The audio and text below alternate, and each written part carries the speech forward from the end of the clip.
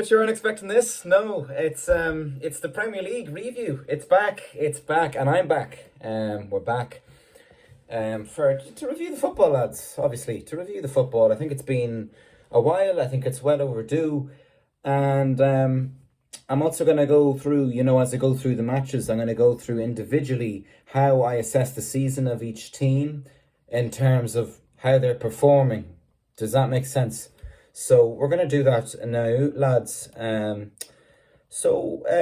Obviously, it's been a good season so far. I think we can all agree on that. In terms of, it's been decent. Some good football has been played and some really good games. I'd say my pick for game of the season, tough one now, but probably have to go for that Chelsea-Man City game. Did you just watch that one? It was you can't even remember the score, but it was good. There was a lot of goals in it anyway. There was also Chelsea Spurs, I think, even the week before that one, but that was yeah, we'll forget about that one. Anyway, a lot of people talking about that one. I didn't necessarily rate it as much as other people now, but I suppose that's life. That's the beauty of life, you share different opinions and that sort of thing. So I think I'm going to start you off, lads. It's obviously the festive season. And Merry Christmas, by the way. For those who celebrate, maybe you don't celebrate Christmas. It's all right. You're still welcome on the channel. Subscribe.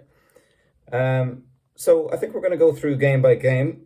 So Crystal Palace and Brighton are playing tomorrow. So that is supposed to be a derby, kind of a game. Derby, kind of a fixture. While it's not a geographical derby in terms of, Crystal Palace being South London and Brighton being on the South Coast, it's a derby in terms of they've got a historical kind of a rivalry between the two sides. So, how would I assess both their seasons? I suppose Brighton have been, wrestling with European football this season, and it's probably shown in their league standings at the moment. They are ninth from what I'm looking at here in my statistics, and it's probably showing. In terms of Palace, I would say they're going into dangerous territory. In my last video 8 months ago, I spoke about how Roy Hodgson was their new manager. I don't see that being a long-term kind of thing in terms of, I don't know if he's the right guy for them long-term. I mean, the guy is, first of all, about 70, late 70s anyways. He's been managing for a long time, and I don't think he has it mentally, in terms of some people have got it mentally, and I don't think he has it mentally. So I would probably back Brighton on paper in that game. But, during this festive season now, lads, you can never have any guarantees. It's a bit of a boring one, to be honest. A lot of people are rating that one, bigging it up. I'm not going to, tell you that it's a good game when it's not a good game. I've reviewed Champions League matches, big Premier League matches on this channel before, and I know a good game when I see one. And this probably wouldn't be worth watching tomorrow night, lads, on Thursday. I would say, best case scenario, if you've got family member, whatever, just hang out with them instead, because you'll be watching a lot of football over the Christmas anyway, and you're probably better off, to give them a bit of attention instead, and that way you can say, well, listen, I missed the football for you, so be grateful, even though it was a bad game. But that's why it's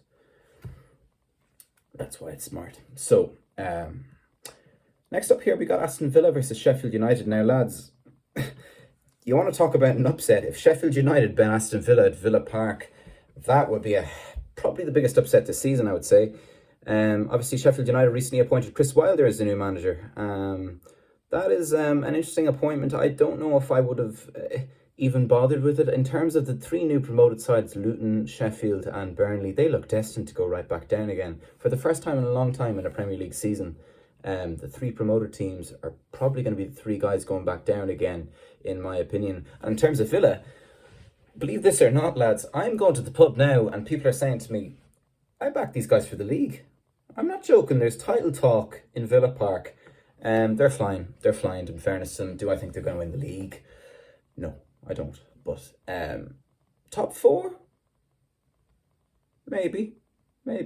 I would predict, if I was doing a prediction now for these things, I would say the first one, Palace Brighton 1-1 or something, This one I'm saying 5-0 Villa.